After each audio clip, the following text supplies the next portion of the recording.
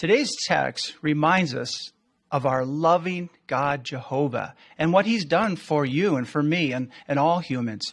He is the originator of marriage. Yes, he is the marriage bond maker. So his purpose from the very beginning, from Adam and Eve to our day, was that they would stick together, that they would be one flesh, be bonded together, and it would be a permanent and lasting and happy relationship. But here's the problem. On the other hand, we have Satan, who is the original bond breaker. He wants to break marriages and families. He wants to get in between your marriage and my marriage and cause a wedge. So what will make or break our marriage? Well, the key is to the extent to which we show and prove our love to Jehovah and be loyal to his commandments, including the marriage arrangement, and our love and our loyalty to our mate. We must also prove our hatred for what Satan has done and is doing today by breaking up families and marriages and making sure that nothing will interfere with the tight bond and secure bond that we have within our marriage. When the marriage bond breakers, the Pharisees, were trying to test Jesus in his day, do you remember what Jesus did? Well, the first thing he did was go back and quote what Jehovah said about Adam and Eve. So if you go in your Bibles, let's go to Matthew chapter 19 and verses 5 and 6. And Jesus tells these Pharisees that, didn't you read about this already?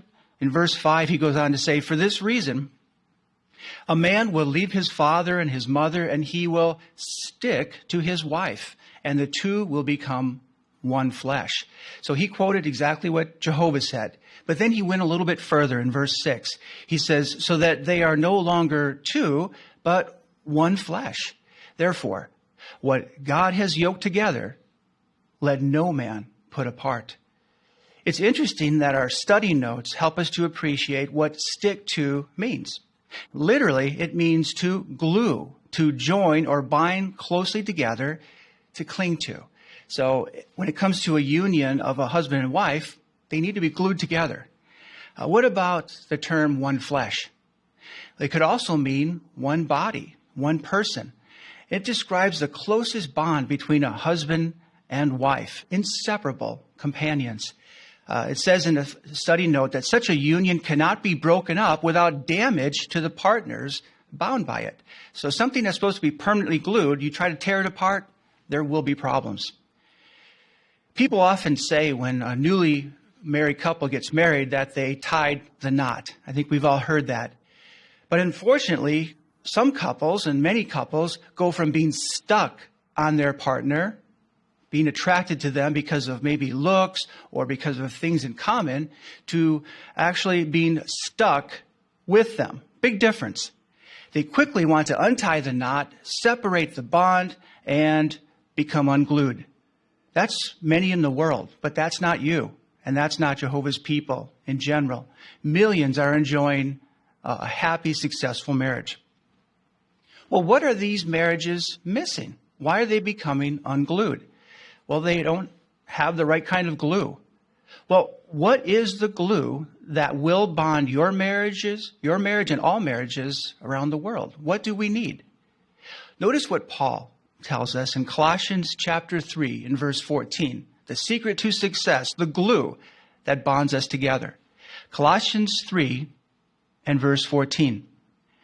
He says, love. Love is a perfect bond of union. That's the glue that is missing in most marriages, not a romantic type of love, but the attachment that will not let go, that will continue to be bonded, not only the couple, but with Jehovah. As we know, if we're trying to glue something together with wood glue or plastics or some kind of adhesive, there's many different types of components or ingredients within glue that give it maximum holding power or strength. What are the bonding ingredients or materials found in love? If you're still in Colossians chapter 3, Paul lists many bond makers as well as bond breakers. Let's go through the list of bond breakers so we know what to avoid. There in Colossians chapter 3, notice verse 5.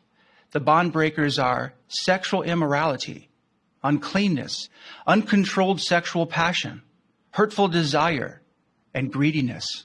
Total selfishness. We see this in most marriages today. Verse 8 goes on to say, wrath, anger, badness, abusive speech, and obscene talk. Verse 9, lying. Well, these are things that will tear our marriage apart. It will not keep it together. So we know this, but we need to ask ourselves, if I know this, why would I want to bring into my marriage anything that would tear it apart? Inappropriate material, entertainment, pornography. Why would I form an attachment, an emotional attachment with someone who is not my mate or flirt with them? It would break the marriage bond.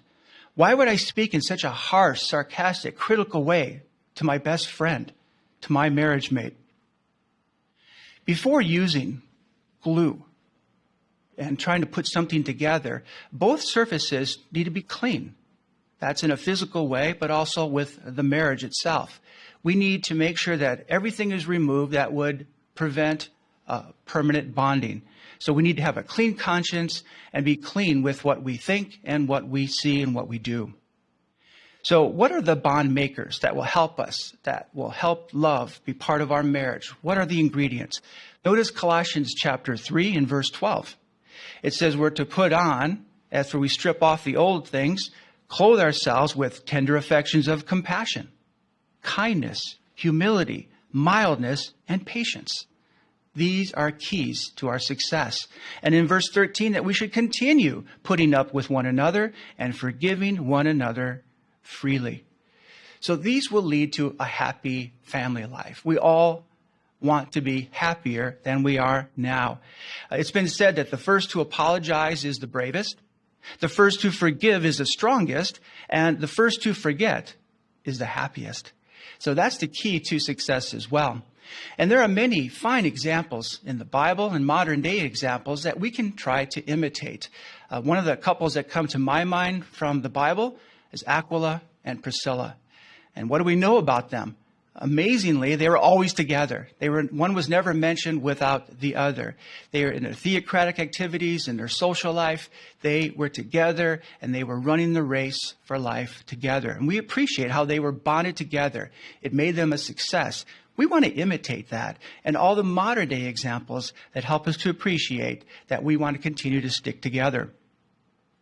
We're all running in the race for life. That's true. But if we're married, we're not running alone. We have our partner, and we need to run with them. It's sort of like running in a three-legged race. What is a three-legged race? Well, it's when two people are joined together at the ankle, and they run to the finish line. Here we have Caleb and Sophia's parents helping us to demonstrate this for us. They're tied together, but how do we know that their marriage will be successful? Well, first, the partners must remain tied. They must be bound together, permanent. They need to cling tightly to their partner, support them, stabilize them if they were to stumble or fall. They need close communication to start off on the right foot and continue to run in the same direction toward the same goal. And it's vital that they run together, move as one body, one flesh, not two, and in harmony with synchronized steps and run in the same pace at the same speed, and they will be successful. Likewise, when it comes to your marriage and my marriage, we need partners that are strong, that will support us, that will stabilize us, work together to achieve goals that will make Jehovah happy and in turn make us happy. Communication is the key to our success. We can reach the finish line together with this bonding and with Jehovah in the marriage. But what if our partner were to fall or feel down? Ecclesiastes 4:10 says, "For if one of them falls, the other can help his partner up."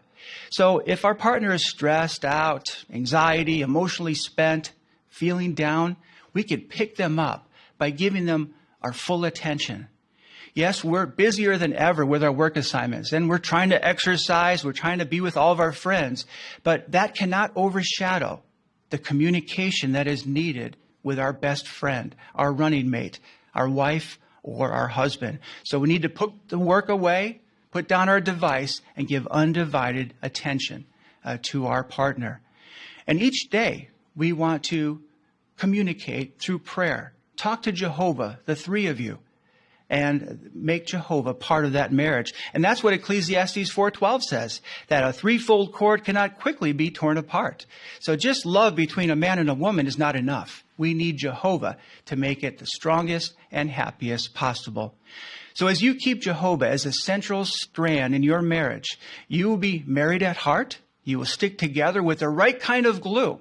Yes, love, the perfect bond of union that will never fail.